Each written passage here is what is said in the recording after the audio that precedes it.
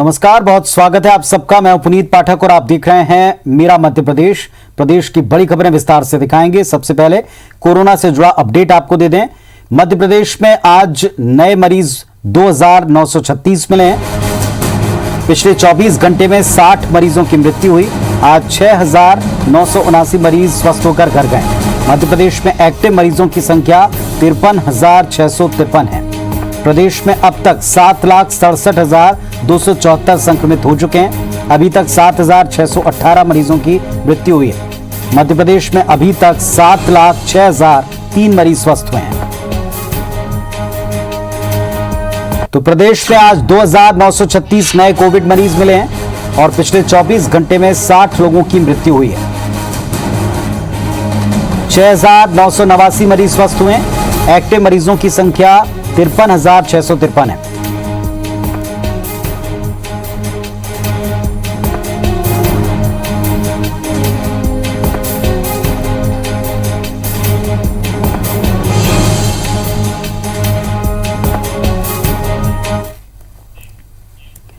कमलनाथ पर एफआईआर दर्ज होने के बाद कांग्रेस ने शिवराज सरकार के खिलाफ मोर्चा खोल दिया। कांग्रेस नेताओं ने कोरोना से हुई मौत को लेकर सीएम शिवराज पर एफआईआर की मांग की और एफआईआर न होने पर कोर्ट जाने की चेतावनी दी।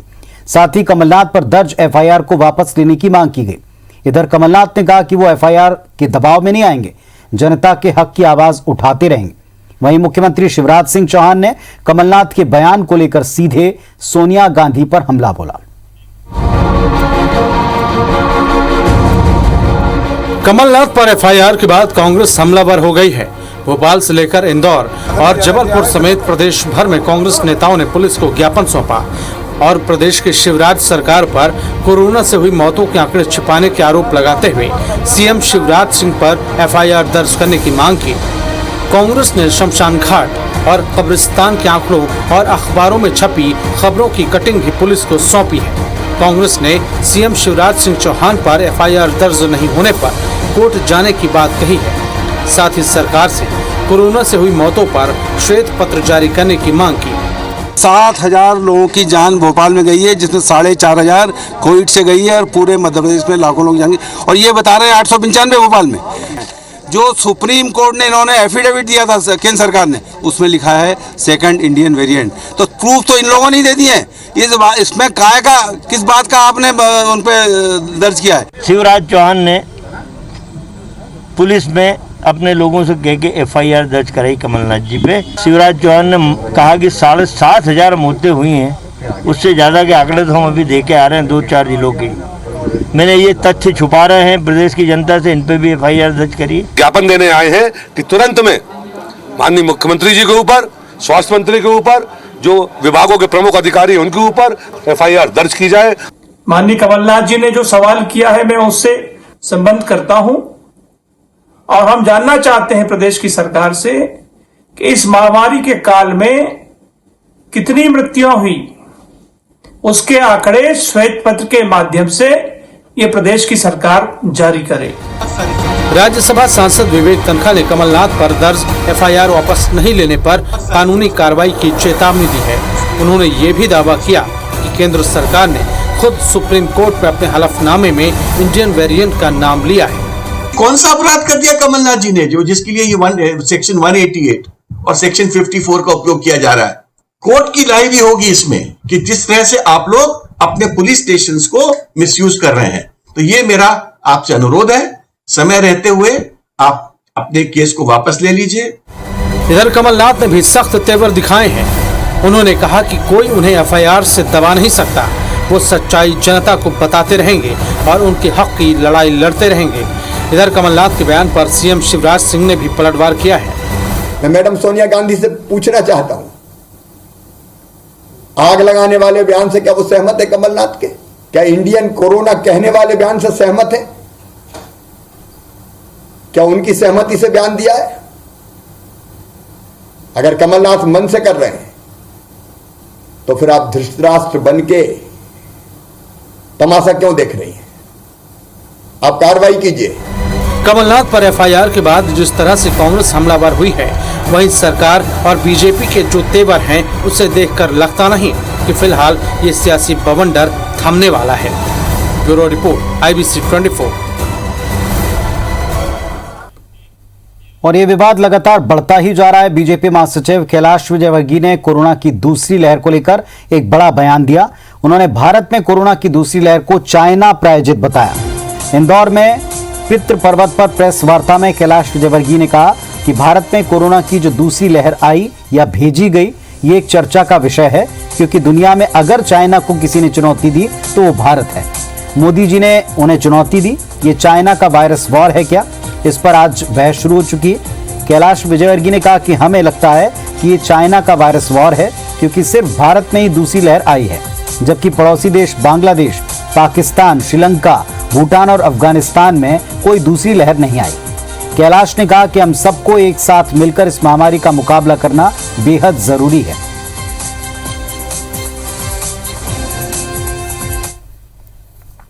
कोविड का दूसरी लहर आई है। यह लहर आई है कि भेजी गई है, ये एक चर्चा का विषय, क्योंकि दुनिया के अंदर यदि चाइना को किसी ने चुनौती दी तो भारत ने दी, मोदी जी ने दी। और ये चाइना का वायरल वार है क्या, इसके ऊपर आज बहस प्रारंभ हो गई। हमें तो लगता है कि चाइना का वायरल वार है, क्योंकि सिर्फ भारत के अंदर ही दूसरी लहर आई है। लगा हुआ देश बांग्लादेश, वहां नहीं, पाकिस्तान में नहीं, श्रीलंका में नहीं, भूटान में नहीं।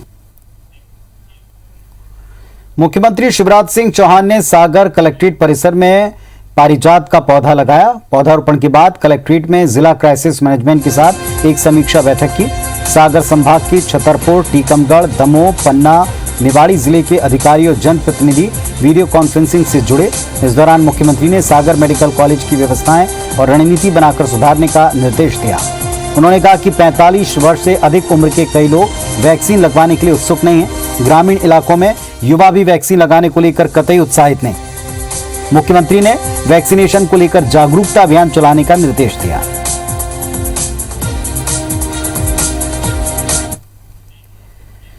मध्य प्रदेश में वैक्सीनेशन की रफ्तार काफी धीमी रही है। प्रदेश में वैक्सीनेशन अभियान शुरू हुए 5 महीने बीत गए, लेकिन अब तक 98,61,000 लोगों को ही टीका लगा। इसमें 45 प्लस वर्ग के 64,59,405 लोगों को पहला डोज लगा, जबकि इनमें केवल 11,54,892 लोगों को सेकेंड डोज लग पाया। आलम यह कि वैक्सीन की कमी के कारण पहला डोज ले चुके लोगों को समय पर दूसरा डोज नहीं लग पा रहा। वहीं 18 प्लस वाले लोगों को पहले डोज का इंतजार है। आंकड़े कहते हैं कि 18 प्लस वर्ग में अब तक केवल 7,74,446 लोगों को ही वैक्सीन लग पाई। वहीं प्रदेश में वैक्सीनेशन की धीमी रफ्तार के बारे में प्रदेश के स्वास्थ्य मंत्री डॉक्टर प्रभुराम चौधरी का कहना है कि हम कोशिश कर रहे हैं कि लोगों को समय पर वैक्सीन लग जाए। हमारे पास वैक्सीन के पर्याप्त डोज हैं। लगभग 1 करोड़ करीब डोज हमारे यहाँ पर मध्य प्रदेश में लग चुके हैं। वैक्सीन की उपलब्धता के लिए भी लगातार हम लोग संपर्क में हैं। भारत सरकार से भी मुख्यमंत्री जी भी संपर्क में हैं, प्रधानमंत्री जी से भी बात की है और जो निर्माण करने वाली कंपनियों से भी बातचीत कर रहा है, जैसी वैक्सीन हमको मिलती जाए और हम लोगों को वैक्सीनेट करते जाएं। मध्य प्रदेश में ब्लैक फंगस के बढ़ते केस को लेकर जबलपुर हाईकोर्ट ने टिप्पणी की। हाईकोर्ट ने सुनवाई करते हुए कहा कि ब्लैक फंगस के लिए न तो बाजार में दवाएं हैं, न सरकार के पास दवाओं की उपलब्धता है। हाईकोर्ट ने कहा कि वो मरीजों की दयनीय स्थिति को समझ सकते हैं। वहीं राज्य सरकार की तरफ से हाईकोर्ट में दवाई को लेकर जानकारी दी गई। बताया गया कि इंजेक्शन के 4,426 डोज बुलवाए गए, जिन्हें हाईकोर्ट ने प्रदेश में ब्लैक फंगस के 1,000 मरीजों के एवज में बहुत कम बताया। हाईकोर्ट ने कहा कि ब्लैक फंगस से पीड़ित एक मरीज को कम से कम 50 से 75 इंजेक्शन की आवश्यकता है। लिहाजा केंद्र सरकार से मध्य प्रदेश को मिले इंजेक्शन की मात्रा बेहद कम है। पीएम केयर्स फंड से आए वेंटिलेटर्स के काम न करने और उनके खराब निकलने पर राज्य सरकार की चुप्पी पर हाईकोर्ट ने नाराजगी व्यक्त की। सरकार से 1 हफ्ते में वेंटिलेटर्स का पूरा ब्यौरा मांगा। साथ ही हाईकोर्ट ने राज्य सरकार से ये भी पूछा कि कोरोना की तीसरी लहर से निपटने के लिए क्या तैयारी। मध्य प्रदेश में जितनी दवाई ब्लैक फंगस के लिए उपलब्ध है वो 1,000 से मरीज ज़्यादा हैं, उनको देखते हुए टोटली अपर्याप्त है। कोर्ट ने आज ये कहा है कि गवर्नमेंट जो है चाहे तो बिना टेंडर के भी ये दवाइयाँ जो अति अर्जेंट हैं, एक्सट्रीमली अर्जेंट है, उनको प्रोक्योर करें। कोरोना के दौर में अधिकारियों के काम करने का तरीका इस वक्त बड़ा सुर्खियों में है। कुछ अधिकारियों की तानाशाही के चर्चे हैं, कुछ तस्वीरें भी सामने हैं। खंडवा कलेक्टर का एक कथित ऑडियो वायरल हुआ जिसमें कलेक्टर अनय द्विवेदी कथित रूप से कोरोना वॉरियर्स को एफआईआर की धमकी देते सुनाई पड़े। साथ ही एक पत्रकार को सबके सामने बुरी तरह फटकारा। यह ऑडियो तकरीबन 1 महीने पुराना बताया गया। 17 अप्रैल की रात कलेक्टर जिला अस्पताल की व्यवस्थाएं देखने पहुंचे थे। वहां की अव्यवस्था को लेकर वो भड़क गए। उन्होंने सफाई और सुरक्षा का कार्य देखने वाली एक निजी फर्म के सुपरवाइजर को बुलवाया। सुपरवाइजर ने जब कलेक्टर को अपनी समस्या बतानी चाहिए तो कलेक्टर ने उन्हें धमकाना शुरू कर दिया। उसने उनके खिलाफ एफआईआर कराने की धमकी दी। इसी दौरान वहां खड़े पत्रकार पर भी वो भड़के। कांग्रेस ने इस ऑडियो को लेकर कलेक्टर पर कार्रवाई की मांग की। वहीं कलेक्टर ने अपने बचाव में कहा कि उन्होंने व्यवस्था में सुधार के लिए फटकार लगाई। सबको हम लोगों से कोई लेना देना नहीं है सर, हमारी भी एक प्रॉब्लम है सर। अरे चुप रहो यार, हमारी प्रॉब्लम है ना। नेतागिरी दिखाई दे रही तुमको? नेतागिरी सर, परिजन आके सीधे गाली बकते सर। परिजन आए किसके कहने पे हो तुम? कैसे आगे तुम? अभी भी सर मर्चुरी को पब्लिक गालियां बकते खड़ी है सर। सुनो सुनो सुनो सुनो सुनो सुनो सुन सुन सुन तू सुन ले, तू बहुत नेतागिरी दिखा रहा है, ठीक है ना? ये तो जा रहा है जेल के अंदर। तू कौन है बे? Supervisor sir. तू सुपरवाइजर है? क्या सुपरवाइजर था? कहाँ है तेरे 300 लोग? सर इन्हें सब ये खड़े और सब आ रहे हैं सर। आप बेफिक्र करिए, सभी आएंगे यहाँ पे। तो क्या प्रॉब्लम है खड़े होने में, काम कर रहे प्रॉब्लम मुझे बताइए ना, प्रॉब्लम क्या है ये तो बताइए आप मुझे। प्रॉब्लम ये है कि भैया जब तुम्हारे नाम मांग रहे तो लोग ही नहीं मिल रहे हैं। आप सब है सर, आप मुझे बताइए शिफ्टिंग का काम। आप मुझे बताइए, आप मुझे बताइए, मैं बताऊंगा तेरे को। देखो आप ये बताइए। मैं तेरे को बताने के लिए खड़ा हूँ, कलेक्टर तेरे को बताने के लिए खड़ा है, तेरे को मालूम नहीं? चुप रख, चुप चुप। ये बात थोड़ी होती सर। सुन, कहाँ का है तू रहने वाला? यहीं का है?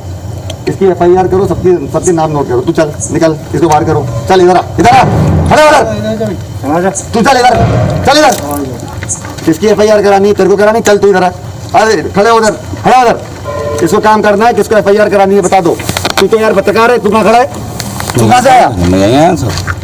कैसे आए हो? निकलो बाहर से। लगभग 2 महीने पुराना है और जब हमने मेडिकल कॉलेज में जो व्यवस्थाएं थी उनको सुधारने के लिए जब हमने प्रयत्न किए थे तो उस समय जो एजेंसी वहाँ पे जो हाउसकीपिंग की एजेंसी जो कार्यरत है उसके एम्प्लॉयज़ नहीं मिल रहे थे और ऐसा कोई अभद्र व्यवहार या कोई गाली गलौज नहीं किया गया। सिंपल उनको ये कहा गया कि भाई वो डिस्पर्स हो जाएं और अपना काम करें। अब उनमें सुधार हुआ है, वो आज काम कर रहे हैं, ना उन पर कोई कार्रवाई हुई है। खंडवा जिले में कलेक्टर और जनसंपर्क अधिकारी के बीच चल रहे विवाद को लेकर आज जनसंपर्क अधिकारी संघ ने आयुक्त जनसंपर्क सुदाम खाड़े से मुलाकात की और उन्हें ज्ञापन सौंपा। ज्ञापन में जनसंपर्क अधिकारी ब्रिजेंद्र शर्मा के खिलाफ की गई कार्रवाई को वापस लेने और खंडवा कलेक्टर को निलंबित करने की मांग की गई। ज्ञापन में कहा गया कि इस मामले को लेकर प्रदेश के जनसंपर्क अधिकारियों में रोष है और वो काम बंद कर हड़ताल पर चले गए। संघ ने निर्णय लिया कि मांग के पूर्ण होने तक ये हड़ताल जारी रहेगी।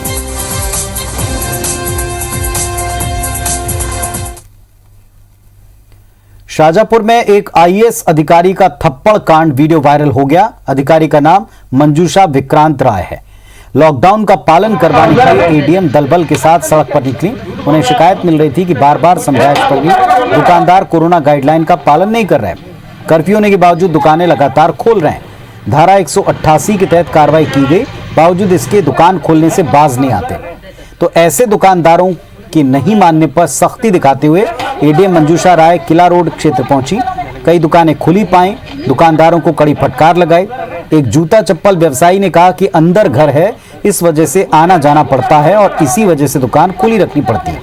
इस पर पुलिसकर्मियों ने अंदर जाकर देखा तो वहां सिर्फ दुकान थी, कोई घर नहीं था। दुकानदार के झूठ पर एडीएम साहब को इतना गुस्सा आया कि वो आपा खो बैठी और बाजार में दुकानदार को जमकर थप्पड़ जड़ दिया। एडीएम ने यह भी नहीं देखा कि व्यवसायी का एक बच्चा था जिस पर मंजूषा विक्रांत राय ने अपनी शक्ति का प्रदर्शन कर दिया। दुकान से बाहर निकालकर उसे बीच सड़क पर तमाचा मारा। मामले में स्कूल शिक्षा मंत्री इंदर सिंह परमार ने आईएएस की हरकत को गलत बताया। उन्होंने कलेक्टर को जांच के लिए कहा है।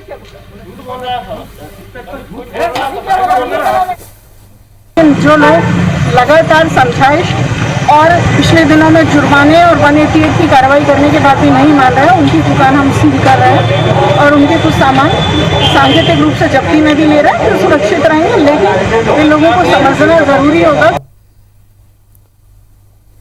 मुझे भी जानकारी मिली है कि कोई व्यापारी ने दुकान खोल रखी थी और उसके साथ में एडीएम शाजापुर ने अच्छा व्यवहार नहीं किया है।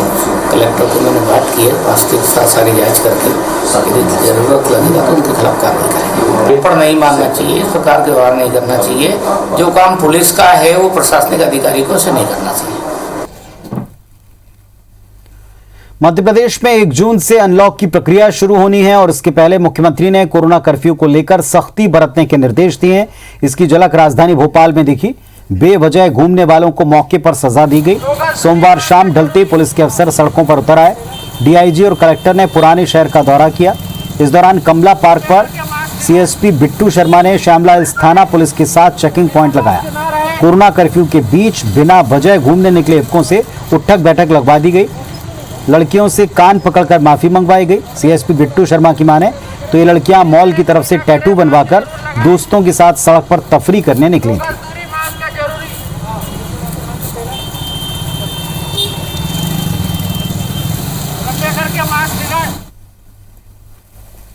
राघोगढ़ से कांग्रेस विधायक जयवर्धन सिंह का कोरोना को लेकर एक बड़ा बयान सामने आया। उन्होंने कहा कि कोरोना से मृतकों का गाइडलाइंस के तहत अंतिम संस्कार तो कराया जा रहा है, लेकिन कोरोना से मौत पर सरकार डेथ सर्टिफिकेट नहीं दे रही। जयवर्धन सिंह ने कोरोना से हुई मौत के सरकारी आंकड़ों को झूठा बताया। कहा कि जिले में 2 महीने में कोरोना से सिर्फ 18 मौतों के आंकड़े बताए गए, जो सबसे बड़ा झूठ है। उन्होंने पूछा, कमिश्नर और प्रशासन के सामने झूठे आंकड़े देने वाले दोषियों पर कार्रवाई हो पाएगी या नहीं। कोविड के वार्ड में भर्ती था, वहीं उनकी मृत्यु हुई। कोविड के नियम के आधार पर ही उनका अंतिम संस्कार हुआ। फिर भी सरकार उनको कोविड के मृत्यु का प्रमाण पत्र नहीं दे रही है। तो ये किस प्रकार की व्यवस्था है शासन की? क्या सिर्फ हमारे पूरे जिले में 2 महीनों में 18 मृत्यु कोरोना से हुई है? ये एक मजाक है लोगों का। जबलपुर में नकली रेमडेसिविर कांड का हर किरदार एक एक करके बेपर्दा हो रहा है। नकली रेमडेसिविर मामले में फरार चल रहे सिटी हॉस्पिटल के संचालक सरबजीत सिंह मोखा के बेटे हरकरण मोखा को आखिरकार पुलिस ने बड़े नाटकीय अंदाज में गिरफ्तार किया। वहीं नकली रेमडेसिविर रैकेट के अहम कड़ी रहे राकेश शर्मा ने जबलपुर पुलिस की एसआईटी तहकीकात में अपना गुनाह कबूल कर लिया। राकेश ने पुलिस के सामने स्वीकार किया कि उसने ही नकली रेमडेसिविर इंजेक्शन सपन को उपलब्ध कराए। राकेश शर्मा ने 35 इंजेक्शन अपने पास रखे थे, जिन्हें उसने नकली रेमडेसिविर फैक्ट्री का भंडाफोड़ होने पर सपन के साथ मिलकर तिलवारा पुल से नर्मदा में फेंक दिया। गोताखोर इसकी तलाश कर रहे हैं और इधर पुलिस ने राकेश शर्मा के पास से उसका मोबाइल और कार जब्त की। सूत्र कहते हैं कि सरबजीत सिंह मोखा की कोविड रिपोर्ट नेगेटिव आ चुकी है और जल्दी अदालत से मोखा को रिमांड पर लेने की तैयारी पुलिस कर रही, ताकि उसका मोबाइल बरामद कर अहम सबूत जुटाए जा सके। राकेश शर्मा का यह रोल था कि उसने इंजेक्शन खरीदे, वहाँ से पैसा दिया और उसको एक जगह से दूसरी जगह पहुँचाया, ट्रांसफ़र किया इंदौर में। राकेश शर्मा ने ये बात कबूली और उसने ये भी बताया कि उसने वो इंजेक्शन के बैग जो दिए थे और इंदौर से कोई लेकर आया उसको, और इस राकेश शर्मा को हम लोग जेल भेज रहे हैं। इंदौर शहर में ब्लैक फंगस के मरीजों की संख्या 300 पार कर चुकी है। शहर में तेजी से संक्रमण में उपयोग होने वाले इंजेक्शन की डिमांड बढ़ी।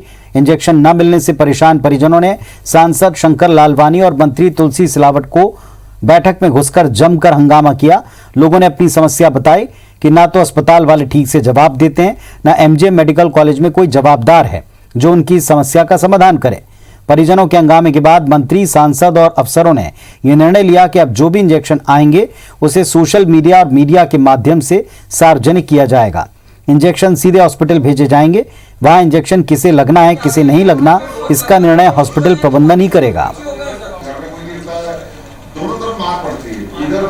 शासकीय और अशासकीय जितने भी इंजेक्शन आएंगे वो अस्पताल को भेजे जाएंगे और जितने भी भेजेंगे तो सोशल मीडिया पे, प्रेस में भी जाएगा।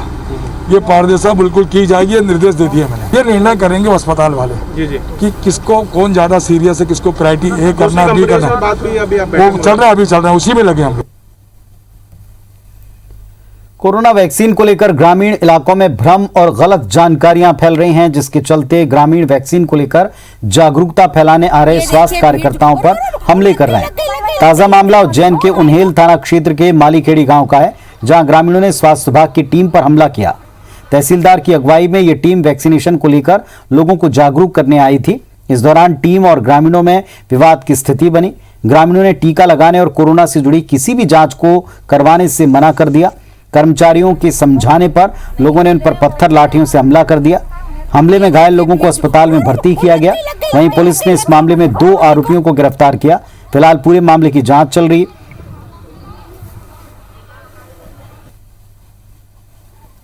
पूरी टीम थी जी, तो मेहमानी भर्ती उस्मानी भाई मनोज और चांदूलाल वगैरह ये सारी पब्लिक ले गए। मैडम बीच में खड़ी थी, हमने कहा ऐसा नहीं हुआ यार, इनसे बदतमीजी बंद कर, हम भी बीच में खड़े थे। एक व्यक्ति आया, उसने सीधा आगे सिर पे लगे मार दिया। वैक्सीनेशन की टीम आई हुई थी, मोबाइल टीम, जैसा कि एसडीएम साहब ने बताया, और उन लोगों को बता रहे थे, समझा रहे थे। तो किसी को एक पासलोद का व्यक्ति है जो यहाँ का दामाद है, वो आया और सहायक सचिव के पति को एक डंडा मारा। फैमिली लोग एकदम से आक्रामक हो गए और स्वास्थ्य विभाग की टीम की ओर एकदम जाने लगे। एक सहायक सचिव जो यहाँ पे हैं, उनके हस्बैंड हैं, वो जो बीच बचाव कर रहे थे, उनके ऊपर थोड़ा सा वार किया गया लठके द्वारा, और उसमें हम लोग कार्रवाई कर रहे हैं। ग्वालियर के जिस लोटस अस्पताल ने कोविड नियमों के तहत इलाज नहीं किया, मेडिकल वेस्ट खुले में फेंका, महिला मरीज से दुष्कर्म का प्रयास किया, उसका नाम बदलकर स्टार अस्पताल कर दिया। लोटस अस्पताल का नाम बदलकर खुद स्वास्थ्य विभाग ने अब इसे स्टार अस्पताल बना दिया है। दरअसल आरोपों और अनियमितताओं के बाद प्रशासन ने पंजीयन निरस्त कर दिया था। कार्रवाई के चंद दिनों बाद लोटस अस्पताल ने स्टार अस्पताल के नाम से एक नया पंजीयन करा लिया और लोटस के बोर्ड के आगे काला कपड़ा लगा दिया। अस्पताल में स्टाफ से लेकर सारी व्यवस्थाएं वही की वही हैं। ऐसे में सवाल ही उठता है कि नाम बदलने से क्या होगा। स्वास्थ्य विभाग पर कई गंभीर सवाल भी उठ गए। वहीं कलेक्टर ने अब इस मामले को गंभीरता से लिया। लोटस अस्पताल के खिलाफ एफआईआर के आदेश दिए। ये कोई अकेला अस्पताल नहीं है। छापेमारी के बाद पंजीयन निरस्त होने वाले अस्पतालों ने न्यू लाइफ केयर का भी इसी तरीके का मामला सामने आया। हकीकत में जिन जिन अस्पतालों पर एक्शन हुआ, वहां नियम कायदों को परखने के लिए स्वास्थ्य विभाग और प्रशासन ने पलटकर देखा तक नहीं।